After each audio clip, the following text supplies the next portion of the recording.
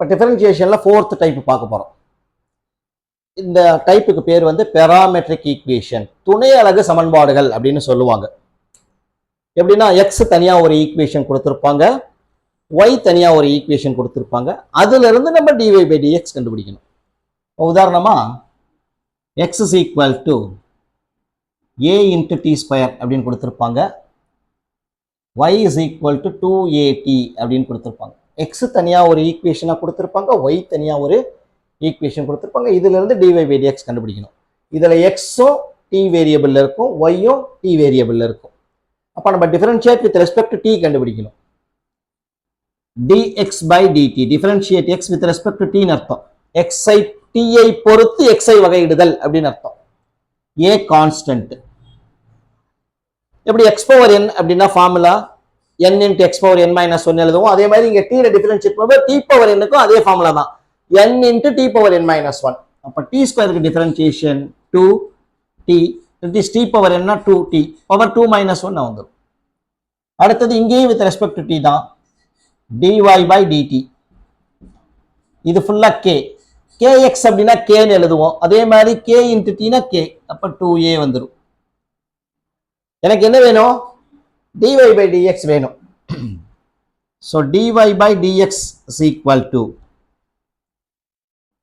dy by dt into dt by dx அப்படின்னு எழுதுறேன். dt by dx. இப்போ dtயும் dtயும் cancel ஆயிடுச்சுன்னா எனக்கு dy by dx கிடைச்சிரும்.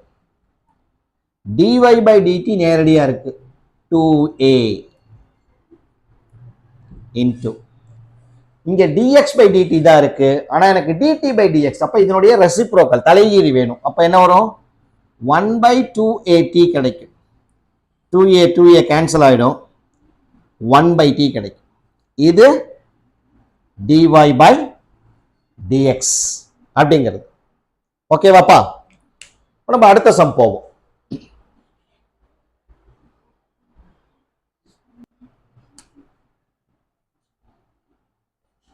x is equal to c into t, y is equal to c divided by t.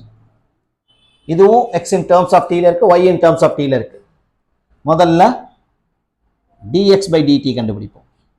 c constant, c into t அப்படின்னா என்ன வரும்? எனக்கு c. dy by dt, இந்த c constant, c by t அப்படின்னா c into 1 by t அப்படின்னு அர்த்தம். இப்போ c எழுதியாச்சு. அப்பனா 1 by t டிஃபரன்ஷியேட் பண்ணும். 1 by t க்கு differentiation minus 1 by t square. So dy by dx தான் எனக்கு வேணும். So dy by dt into dt by dx. dy by dt கண்டுபிடிச்சு வச்சிருக்கோம். minus c divided by t square by dt by dx. இதனுடைய reciprocal தான் dt by dx. அப்ப என்ன வரும்? எனக்கு by c வரும், இல்ல into 1 by c அப்படினாலும் வச்சுக்கோங்க. அப்ப என்ன வரும்? இந்த c-யும் இந்த c-யும் கேன்சல் ஆயிடும். அப்ப minus 1 by t ஸ்கொயர் அப்படின்னு கிடைக்கும். இதுதான் என்னுடைய dy by dt அப்படிங்கிறது. அடுத்த சம்ம பார்ப்போம்.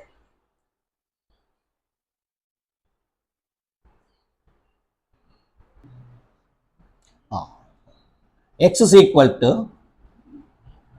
a secant square theta, y is equal to b tan square theta. இப்படி இருக்கு. எல்லாமே x வந்து தீட்டால இருக்கும், y in terms of தீட்டால இருக்கும். இப்போ நான் டிஃபரன்ஷியேட் பண்ணணும். dx by d theta, ஏன்னா தீட்டா தான் function. a constant, secant square தீட்டாவை டிஃபரன்ஷியேட் பண்ணணும். பவர்ல நம்பர் வந்திருக்கு அப்படின்னா நமக்கு ஒரே ஃபார்முலா தான் தெரியும், x பவர் n. அப்ப இந்த சீக்கன் தீட்டாவை x நினைச்சுக்கணும். ரெண்டாவது டைப் போட்டோம் இல்லையா, அந்த டைப்.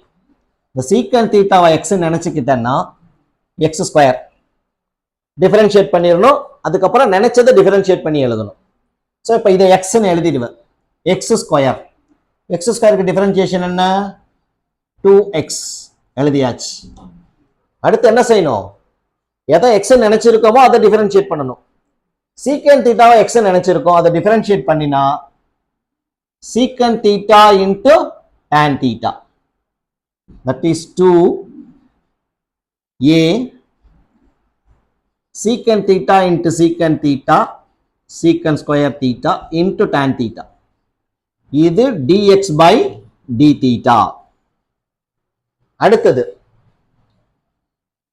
y that differentiate பண்ணணும். dy by d theta is equal to b constant. இங்க இருக்கு அதே மாதிரி தான்.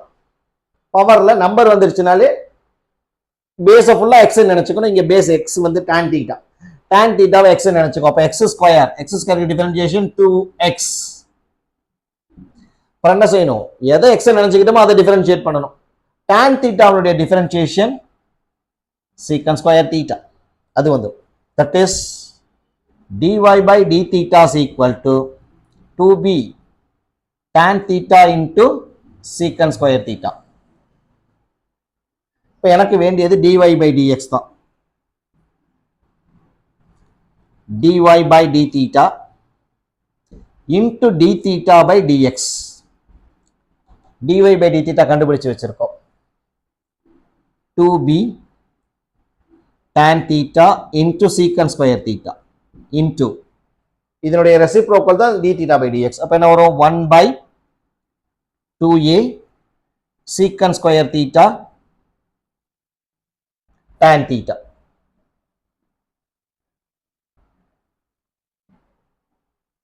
சாரி, இந்த இடத்துல b வந்துருது இல்லையா? இப்போ 2b. இப்போ என்ன வந்துடும்? எனக்கு இந்த 2 கேன்சல் ஆயிடும். அடுத்தது secant square theta secant square theta tan theta tan theta. So final என்ன கிடைக்கும் எனக்கு? b by a. இது dy by dx.